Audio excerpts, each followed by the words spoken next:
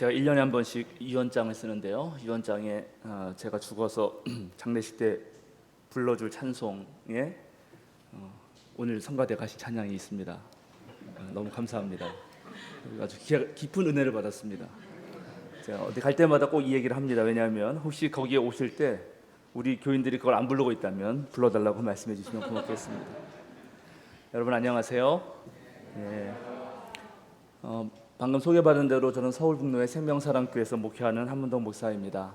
제가 서울로에 2002년부터 2014년까지 있었기 때문에, 그리고 특별히 우리 서울제일교회와 제가 힘하는 향림교회가 같은 중구 시찰이었기 때문에 종종 오가고 했고, 우리 김효식 장로님 자주 또 뵙곤 했습니다만 이렇게 설교자로 온 것은 처음입니다. 특별히 독재 정권에 맞서서 우리 민주화의 길 한복판에 서 계셨고, 또 다양한 한국 사회에서 중요한 역할을 하셨던 우리 서울제일교회 교인들에게 제가 하나님의 뜻을 전할 수 있게 되어서 정말 영광입니다. 제가 지금 심호하고 있는 우리 생명사랑교회는 올해로 10주년입니다. 저는 7년째 목회를 하고 있습니다. 저의 첫 담임 목회지이고, 또 생명사랑교회에게도 제가 첫 담임 목사입니다. 제 나이가 이제 50이 좀 이제 넘었는데요. 교단과 교계에서는 아직도 젊은 목사, 젊은 목사라는 건 제가 좋게 표현한 거고 어린 목사로 불리고 있습니다. 요 근래에는 총회와 노회 그리고 각종 에큐메니컬 단체에서 진행하는 사업과 활동에 불려다니고 있는데요. 지지난주에는 우리 총회 선교정책협의회에서 2030 세대, 그다음에 우리 기장교단, 목회자라는 주제로 하는 협의회에서 제가 기조발제됐고, 바로 엊그제 금요일에는 우리 여기 서울제일교회에서 신도정책협의회가 열렸는데, 그때도 포스트 코로나 시대 신도들의 대면 신앙생활을 어떻게 할 것인가라는 주제로 제가 발제됐습니다. 지금 안식년 보내고 계신 정원진 목사님처럼 저 또한 10월 31일까지는 안식년 중입니다.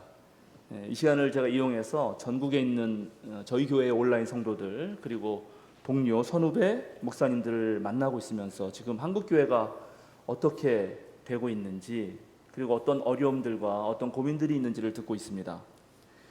모두가 알다시피 지금 전 세계는 매우 다양한 이유로 글로벌 위험 사회로 접어들었습니다. 교회도 이 불확실성 속에서 어찌할 바를 모르고 또 이걸 어떻게 극복해야 될지 고민하고 있습니다. 저는 오늘 우리 한국개신교 그리고 서울제일교회가 어떻게 이러한 것들을 함께 나눌 수 있을지, 어떻게 극복할 수 있을지를 고민하는 시간으로 제 말씀을 전하려고 합니다. 특별히 주님의 부르심에 따라서 아버지의 집과 고향을 떠나서 갈 바를 몰랐지만 갔던 그 아브라함처럼 지금은 옛 관습과 기득권을 모두 내려놓고 과감한 모험과 도전을 해야 될 때라고 생각합니다. 물론 하나님의 약속이 있었습니다. 오늘 읽으신 대로 복의 근원이 될 거고 엄청난 후손을 받게 될 거고 하늘의 별같이 그렇게 너희의 후손이 번성할 거다, 그런 약속의 말씀 받았는데, 잘 생각해 보시면 아브라함은 아들 하나, 이삭 하나였죠. 물론 늦게 살아서 그래도 손자 둘까지는 봤는데 그 뒤로는 모릅니다, 아브라함은. 그리고 실제로 땅이 많았을 것 같았지만 아내인 사라가 죽었을 때, 그죠? 오늘날 히타이트 제국인데 히타이트 제국 사람들에게 조그만 동굴 하나 사서 묻었을 뿐입니다. 그러니까 아브라함에게 주어졌던 약속, 아브라함이 믿었던 것은 당대가 아니라 나중에 이제 이집트 요셉이 끌려가서 이집트에 400년 동안에 그 엄청난 수가 늘어났을 때, 그리고 그 사람들이 이끌고 가나안 땅에 갔을 때까지를 내다본 건데, 그건 아브라함 시대라고 생각하면 400년이 지난 후라는 걸 기억하면서 우리가 우리의 후손들을 위해서 오늘 어떠한 도전을 해야 될지 함께 고민하면 좋겠습니다. 오늘 우리에게 주어진 누가복음서의 본문에서 예수님이 하신 말씀의 핵심은 아주 간단합니다. 어느 시대나 당시에 그런 자연과학적 상식을 가지고 이 땅과 하늘의 기상은 분별할 줄 아는데, 정말 각 시대에 알맞은 결정적인 하나님의 뜻은 왜 분간하지 못하는가 하는 것입니다. 개역 개정판 성경은 이 본문에서 어찌 이 시대는 분간하지 못하느냐 이렇게 번역을 하고, 우리가 함께 읽은 새번역 성경은 왜 이때는 분간하지 못하느냐 이렇게 말합니다. 이 시대 또는 이 때라고 말한 원어는 카이로스입니다. 물리적 시간을 뜻하는 크로노스가 아니라 하나님의 결정적인 때를 상징하는 시간, 즉 카이로스입니다. 우리 모두가 알다시피 지금 전 세계는 결정적인 전환의 순간을 맞이하고 있습니다. 저는 이것을 한 3가지 정도로 요약할 수 있다고 생각합니다. 첫째는 기후재앙입니다. 둘째는 계속되는 바이러스의 위협입니다. 그리고 셋째는 급격하게 다가온 4차 산업혁명의 도래입니다. 이 3가지 상황을 개인과 국가와 사회가 어떻게 대처하느냐에 따라서 현실 자체에도 어려움을 겪느냐 아니면 새로운 도약이 되느냐, 또 앞날도 보장할 수 있습니다. 기후재앙은 실로 오래전부터 수많은 지식인들이 경고해 왔습니다. 생태계 파괴라고 하는 것은 매우 점진적이고 수면 아래에서 진행되고 그리고 전 지구적으로 진행되기 때문에 실제로 한 개인이 또 한 국가 정도 차원에서 어떻게 대처하기가 매우 어렵다는 특성을 가지고 있습니다. 그러다 보니까 이 자국 이기주의 속에서 전 세계 인류가 어영부영하다가 지금의 상황을 맞이하고 있는 것입니다. 코로나 바이러스 19도 기후재앙의 일부이죠. 미국과 중국, 호주 같은 큰 대륙에서 계속되는 대규모 산불, 그리고 홍수, 시베리아의 이상고온 현상, 재작년인가 일이지만 하루아침에 36도가 떨어지는 일들이라든가 또 진드기, 메뚜기 이런 것들의 이상한 난립, 그다음에 우리나라 같은 경우는 벌꿀이 하루아침에 사라지는 일들, 계속 파괴되고 있는 열대 우림들, 이런 걸 생각해 보면 지금 전 지구적으로 몸살을 앓고 있는데 이것이 나중에 인류에게 미치는 영향이라고 하는 것이 어떨지 아무도 상상할 수 없습니다. 기후변화가 가장 위험한 것은 이것은 모든 생명체가 살아가는 그 기본 바탕을 망가뜨린다는 것입니다. 또 앞으로 어떤 일이 어떻게 벌어질지를 모르는 불안감, 우리 인간에게는 이 심리적 불안감을 무척 높이고 있습니다. 실제로 지구의 온도가 1도 이상 더 오르면 인류가 생존할 수 있는 그 적합한 땅이 매우 줄어들 것입니다. 그러면 전 세계의 식량의 고갈이 이어질 텐데 그때 80억, 이제 90억으로 달려가는 이 세계 인류가 어떻게 대처해야 할지 정말 아무도 모르죠. 지금 요즘에 달러가 오르고요. 그 다음에 우크라이나와 러시아 전쟁이 길어지자 지금 스리랑카 같은 경우는 국가 부도 사태에 이르렀고, 이어서 파키스탄, 베네수엘라 그리고 17개국 정도가 지금 파산 위기에 직면해 있습니다. 실제로 기후재앙이 벌어나서 훨씬 더 많은 국가에 이런 일이 벌어지면 어떻게 될까요? 바이러스 지금 우리가 한참 겪고 있는데요. 이거는 지구 땅 전체의 70에서 80%를 인류가 차지했기 때문에 생긴 결과입니다. 즉 바이러스가 자신의 생존에 가장 유리한 그런 매개체를 찾았는데 그게 인간이었던 것입니다. 그래서 앞으로 전염병 세계 대유행은 주기적으로 반복될 것이라고 하는 예견이 거의 정설로 굳어지고 있습니다. 그러니까 이런 바이러스 위협 속에서 인류는 이제 지혜롭게 만나고, 오늘 아주 지혜롭게 또 식사하신다고 제가 들었습니다. 옛날처럼 다 같이 못 먹죠. 이제 나눠서 먹어야 되고 만나는 것도 그런 방식으로 해야 되는데 그것을 일상적으로 고민해야 됩니다. 그리고 코로나19는 놀랍게 말로만 하던 4차 산업혁명의 상황을 아주 급격하게 당겨왔습니다.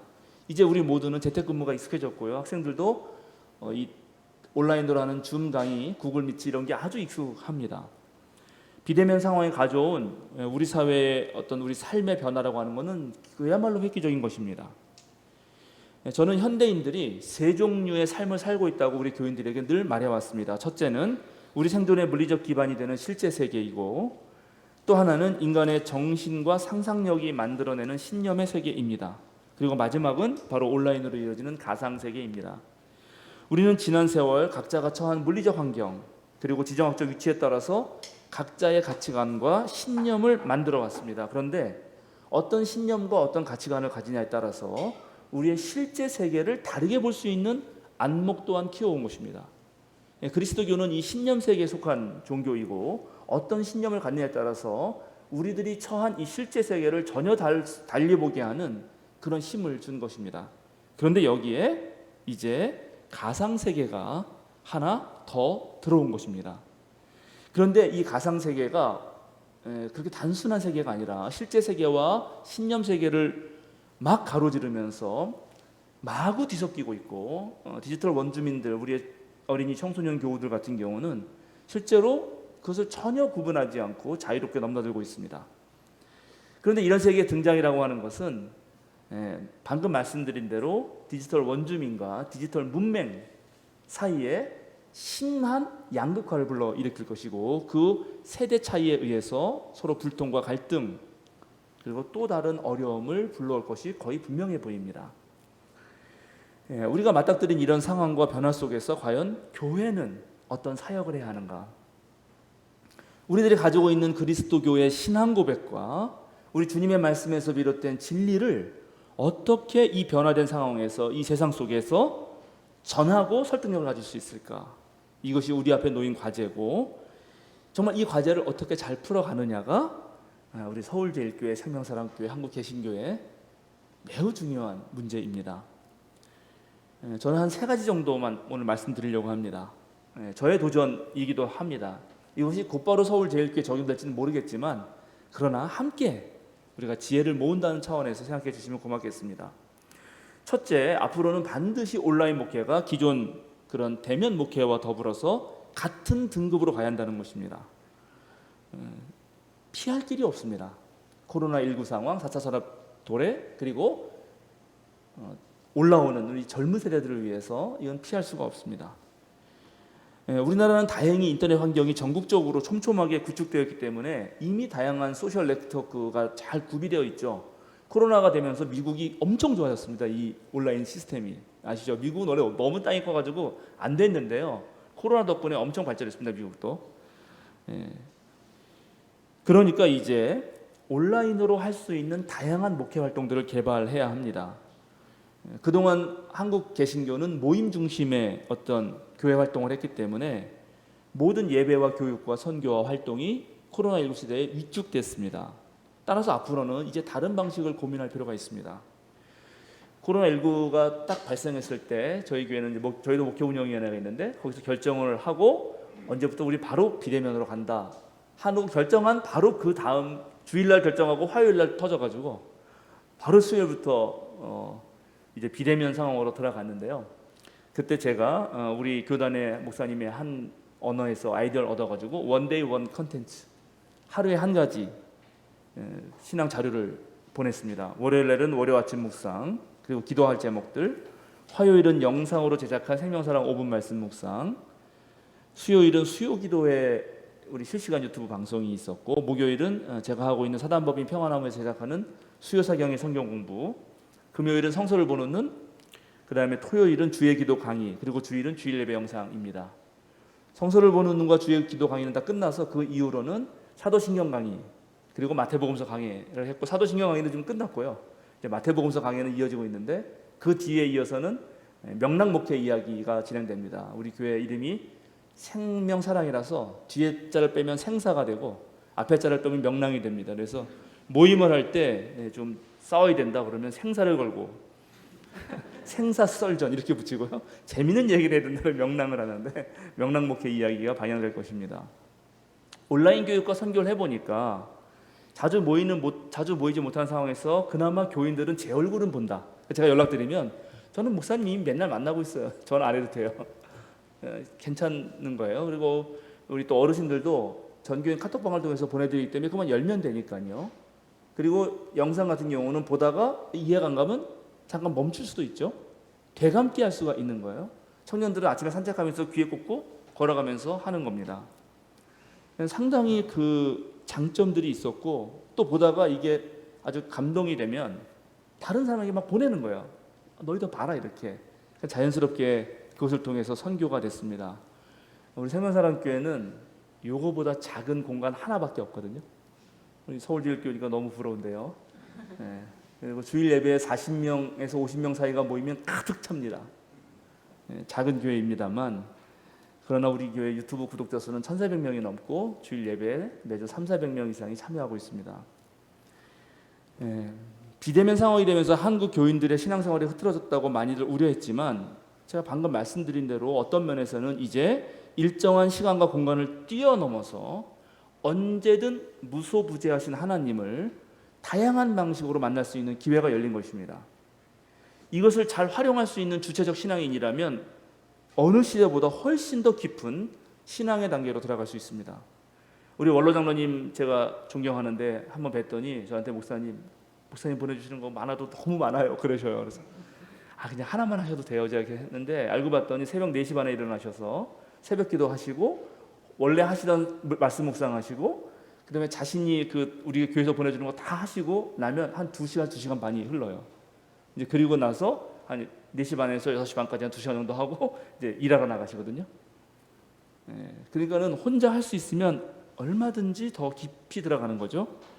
그래서 이제 이 시대에 준비해야 되는 두 가지는, 두 번째는 목회자들의 전문성을 확보하는 것이고 참된 신앙인들을 양육하는 것입니다. 자, 온라인 예배가 일상화되면서 드러난 현상 중에 하나는, 이것은 피할 수 없는 길인데, 종교의 상품화가 일어났다는 것입니다. 이제는 교인들이 예전과 같이 내 교회, 이 교회만이 내 교회라고 하는 이런 소속감을 갖기가 매우 어렵습니다. TV 프로그램을 돌려가면서 보듯이 얼마든지 골라서 볼 수 있는 거죠. 수많은 신앙 영상들을 번갈아가며 볼 수 있습니다. 이런 현상들을 지금 미국 같은 경우는 옛날부터 연구를 했는데요. 더블 빌롱잉 또는 멀티플 빌롱잉, 여러 군데 속할 수 있는 것입니다. 나는 그리스도인이지만 얼마든지 절에도 갈 수 있고요, 얼마든지 요가도 할 수 있고, 얼마든지 다양한 프로그램을 볼 수 있습니다. 내 종교적 정체성은 그리스도인이라 하더라도 다양한 종교에 힘을 주는 어떠한 자료들은 여러 군데 찾을 수 있다는 것입니다. 그래서 자신의 기호와 취향에 맞는 목사들의 설교를 듣는 것이 일반화되었습니다. 저희 장인 장모님 주일날 7개 예배를 드리십니다. 본인의 교회 예배드리고요, 사위 예배드리고, 그 다음에 이제 좀 우울하고 그러면 장경동 목사님 설교 듣고요. 여러분 별로 안 좋아하실 수 있지만 우리 장모님 되게 좋아하십니다. 그렇죠. A 교회의 성도라 하더라도 얼마든지 자신의 노력과 시간만 있으면 신학교 가는 것 못지않은 좋은 영상들을 찾아볼 수 있습니다. 그것이 오늘날의 현실입니다. 그리고 놀랍게 젊은이들은 이것에 익숙하다는 것입니다. 교회 건물보다 훨씬 더 편한 공간, 카페나 온라인 공간이 훨씬 더 실제로 종교적 위안을 줍니다. 제가 교회 이사하면서 이 장의자 다 없앴거든요. 동네 이제 도서관 멤버들이 있어요. 제 아내랑 같이 하던 멤버들이 있었는데 거기가 우리 교회를 놀러 왔어요. 거기에 기도인이, 또 다른 기도인 한 명이 있었어요. 제 아내한테 투두 치면서 물었다는 거예요. 장의자 없애는 거를 목사님이 허락하셨어요? 이렇게. 제가 그 여성의 남편인데 당연히 없애죠. 왜냐하면 작은 공간이니까 이렇게는 뭘 할 때마다 매번 옮겨야잖아요. 우리 같은 경우는. 그러니까 얼마든지 더 세련되고 훨씬 더 괜찮은 공간도 만들 수 있는 거죠. 어떤 면에서 지금 코로나19 시대에는 교회의 진정한 의미를 살릴 수 있습니다. 건물로서의 교회가 아니라 바로 사람의 모임으로서의 교회입니다. 하나님은 놀랍게 하나님이 혼자 뭘 안 하세요. 하나님은 영이시니까 하나님 몸이 없잖아요. 그래서 하나님은 사람을 통해서만 일하십니다. 그래서 사람 속에 길이 있습니다. 교회는 사람들의 모임이에요. 이것을 우리가 잊어서는 안 됩니다. 이제 한국교회 흥망성쇠를 고민하면서 우리가 가장 갖춰야 되는 것은 바로 그 사람들의 모임 속에서 이 교회만이 줄 수 있는 어떤 콘텐츠를 만들 수 있느냐 하는 것입니다. 그리고 그것이 매우 실제적으로 교인들에게 도움이 되어야 합니다. 그런데 사회를 선도하던 우리 한국교회가 어느 순간부터 세상을 뒤따라가기에도 허덕허덕 됐고요. 특별히 극우 정치 세력과 손잡은 것들은 세상의 짐이 되고 조롱거리와 멸시거리가 되어버렸습니다. 그럴 때마다 저 같은 목회자의 심정은 정말 비참해집니다. 정광훈 씨 같은 사람하고 저하고 같은 레벨에서 취급할 때마다 무척 괴롭습니다. 실제로. 저는 절대로 목사라고 부르지 않습니다. 실제로 목사 한수 제대로 그 과정 제가 잘 살펴봤는데 그 증도 제대로 못 받았습니다. 목회 현장에서도 실제로 많은 어려움이 있습니다. 이제 이 길을 유일하게 극복할 수 있는 길은 지금의 어려움을 기회 삼아서 원래 예수 그리스도의 가르침, 그것에 아주 오롯이 전념하는 것입니다. 그래서 교회가 거듭나려면 양질의 목회자가 있어야 되고, 그리고 그 목회자들이 복음의 본질을 정확하게 말해줘야 되고, 그리고 그런 목회자들과 함께 주님의 몸된 교회를 세우려는 여러분들이 계셔야 합니다. 양질의 목회자를 길러내는 것은 신학대학만 하는 것이 아닙니다. 그건 교회가 해야 합니다. 사회는 주 5일제로 접어들었지만 아직도 한국 교회는 이것 하나 제대로 못하고 있습니다. 제 생명사랑교회 작은 교회입니다. 아까 말씀드린 대로 40-50명 나온다 그러면 여러분이 1년 예산이 어떻게 될지 뻔히 아시겠죠. 그런데 우리 교회는 저를 비롯해서 3명의 풀타임 사역자가 있고요, 1명의 파타임 사역자가 있습니다. 주 5일제 근무를 하고 4대 보험을 내고 목회자 연금을 보장해주고 근로기준법에 따라서 목회자 휴가와 그리고 휴가를 못 갔을 경우에 연차 수당을 제공합니다. 근데 이제 예산이 적기 때문에 10일 이상은 무조건 휴가를 가라고 강요하고 있습니다. 6일 만약에 그러니까 안 가고 자기 다 돈으로 받겠다 그러면 못 주기 때문에 무조건 10일 이상은 가라고 말하고 있습니다. 목회자들이 상실감과 자괴감을 갖지 않도록 정말 담임 목사인 제가 백방으로 노력하고 있습니다. 멋있는 말로 펀드라이징, 안 좋은 말로 국어를 하고 있습니다. 교인과 목회자가 함께 성장하고 성숙해서 목회 활동이 정말 신나고 재미있고 의미 있는 교회가 되려고 목회자와 교인이 부단히 노력하고 있습니다. 약간 자랑하자면 그래서 우리 교단에서 제일 가고 싶은 교회, 부교육자들 사이에서 1위 당연히 생명사랑교회입니다. 서울제일교회가 곧 그런 교회가 되실 줄 믿습니다. 이럴 때 아멘 하셔야 됩니다. 아멘. 잘하시네요. 전문성과 영적 능력을 확보한 목회자 그리고 성숙한 그리스도인들이 모인 교회는 세상 사람들에게 안전한 공간을 마련해 줄 수 있습니다. 지금 세상은 극심한 혼돈 속으로 빨려 들어가고 있습니다.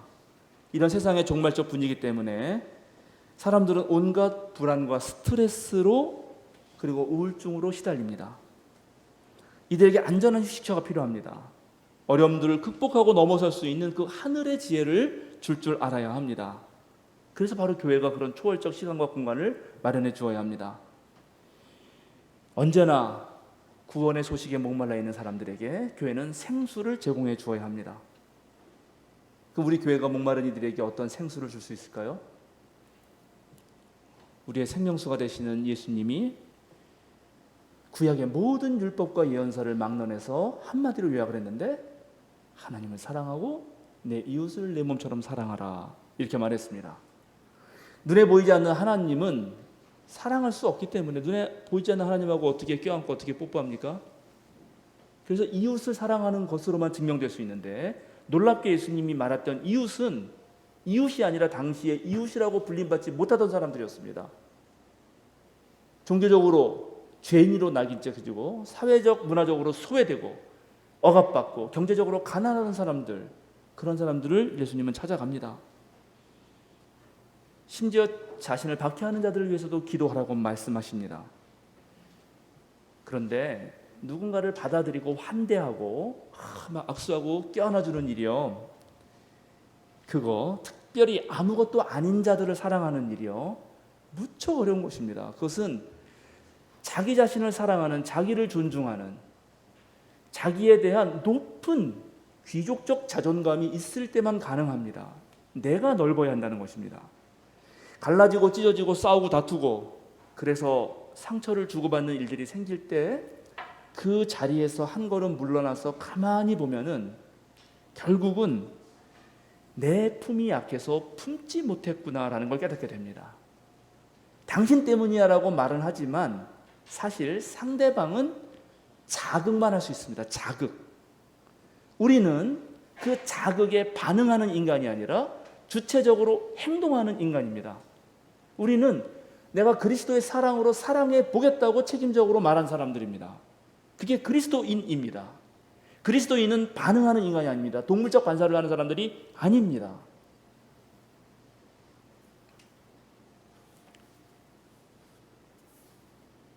오늘 바울 사도가 여러 가지 이유로 분란이 잦았고 또 어려웠던 고린도 교회에 편지를 쓰면서 가장 좋은 길을 택하라고 교인들에게 말합니다. 그건 바로 사랑입니다. 사랑에 있어서 바울은 정확하게 예수님의 길을 걷는데요.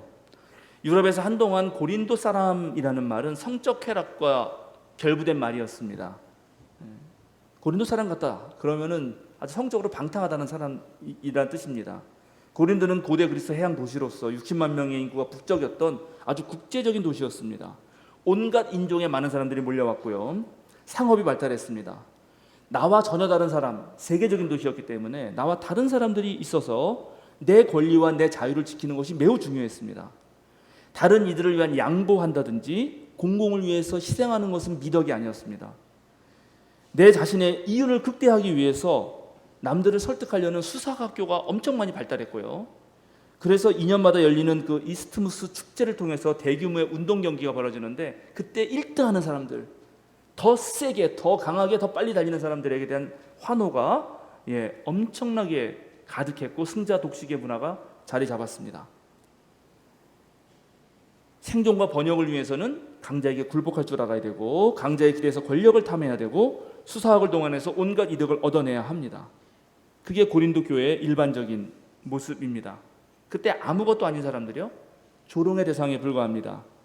그들이 가난했다면 그건 당신들의 어리석음과 무지의 결과이고 당신이 약했다면 너를 도와줄 수 있는 적절한 후원자를 왜 못 찾았냐 하고 혼이 났습니다. 지혜롭지 못해서 힘 있는 무리에 못 든 것이라는 욕을 먹었습니다. 빈부격차가 심했고 조금이라도 성공하면 야 내가 드디어 이제 이 오르막길의 사다리에 접어들었구나 생각했고 더 높이 올라가려는 열망에 사로잡힌 도시였습니다. 바로 바울이 목회했던 고린도 교회가 이런 고린도 섬의 문화가 물밀듯 밀려들어오고 있었습니다.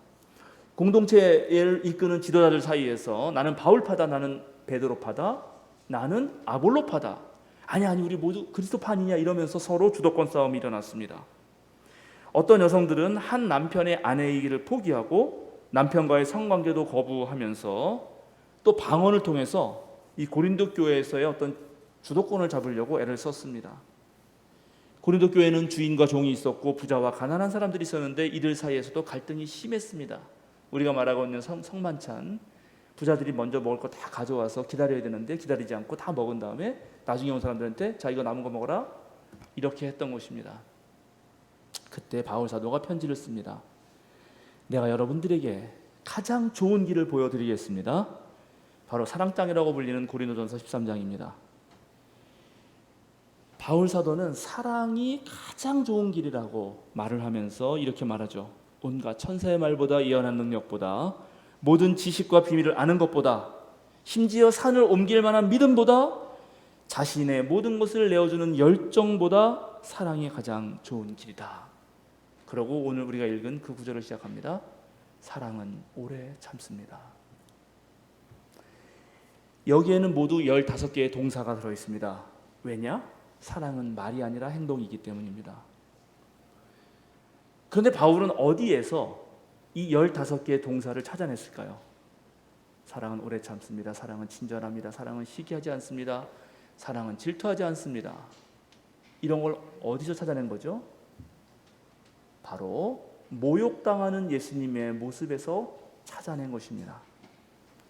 예수님은 십자가를 지고 가시면서 온갖 모욕을 당했지만 오래 참으셨고 예수님은 친절했고 시기하지 않았고 예수님은 뽐내지 않았고 교만하지 않았습니다. 예수님은 자신의 이익을 구하지 않았고 성을 내지도 않았고 원한을 품지도 않았습니다. 그 어느 누구에게도 무례하게 대하지 않았습니다.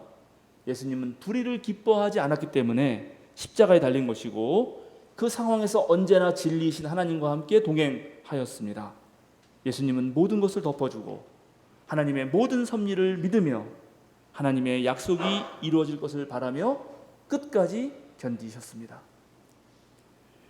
존경하는 서울제일교회 여러분, 교회 이름이 제일이잖아요. 진짜 여러분이 서울에서 제일 가는 교회가 되려면 예수 그리스도에서 드러난 하나님 사랑을 제대로 배워야 합니다. 우리가 말하는 사랑은 주면 받는, 주고받는 그런 사랑 아닙니다. 우리가 말하는 사랑은 조건적, 즉 사랑받을 만한 것이 있기 때문에 사랑하는 그런 조건적인 것 아닙니다. 우리가 말하는 사랑은 그저 내가 사랑하는 것을 통해서 하나님을 드러내는 사랑입니다. 그런데 하나님의 사랑에서 비껴나갈 존재는 그 이 세상에 아무것도 없습니다. 우리는 그런 하나님의 사랑으로 하나님 사랑을 드러내면서 누군가를 사랑하다 보니까 사랑스러워지는 것입니다. 여러분 아시겠습니까? 내가 사랑할 만한 것이 있어 사랑하는 게 아니라 사랑하려고 노력하다 보니까 미운 사람도 사랑해지는 것, 사랑하고 싶어지는 것, 그것입니다.